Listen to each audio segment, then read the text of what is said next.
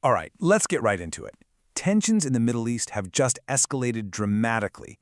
We're talking about a massive Iranian missile strike that has unleashed some really significant destruction across Israel, and this is a pivotal new moment in this ongoing conflict. You know, an early report captured the scene with just one single, chilling line. The skies of the country glowed with fires. Just imagine that. That was the view as a whole wave of sophisticated projectiles lit up the night, signaling a brand new and, frankly, much more dangerous phase of all this.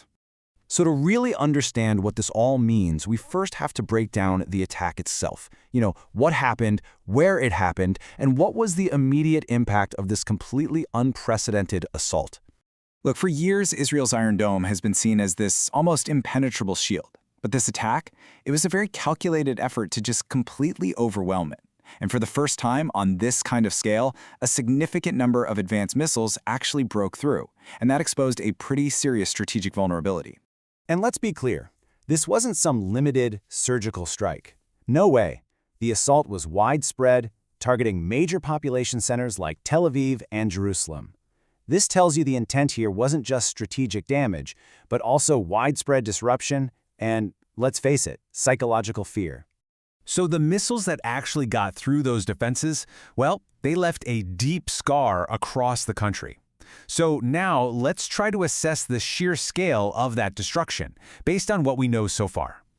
Initial reports are pointing to severe damage to critical infrastructure, and we're talking about power grids, water facilities, other essential public services. The long-term effects of this are still being calculated, but it is a major blow to the country's day-to-day functioning. And beyond those strategic targets, residential areas were hit hard.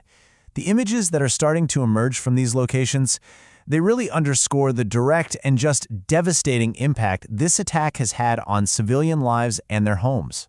But at the same time, the attack also struck key military installations. This really reveals a calculated, two-pronged assault, one designed to cripple civilian life and the other to cripple military capability. It shows a very high degree of strategic planning.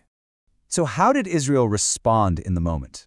Well, in the immediate aftermath, its famous defenses were tested under extreme pressure, and a swift, hardline political reaction was already starting to take shape.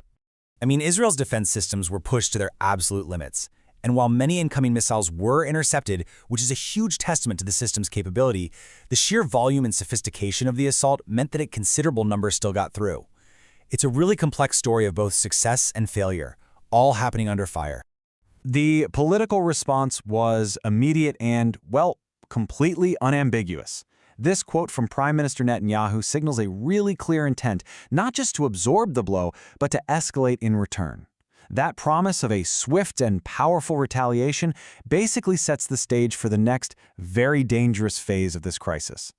You see, this attack doesn't exist in a vacuum. It has massive, immediate implications for the entire Middle East, pushing an already volatile region right to the brink of a much wider conflict. Fears of a regional war that could just swallow up multiple nations are no longer theoretical.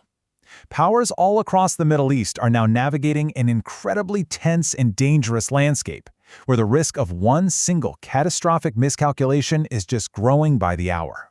And all of this leads to the one ultimate question on everyone's mind, as the entire world now just watches and holds its breath.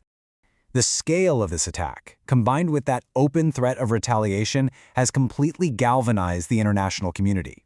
There's a new, almost desperate urgency behind diplomatic efforts to try and pull everyone back from the edge. And so, we are left with this. Will this attack prove to be the spark that ignites a devastating, full-scale regional war, or can a path back to some form of peace still be found?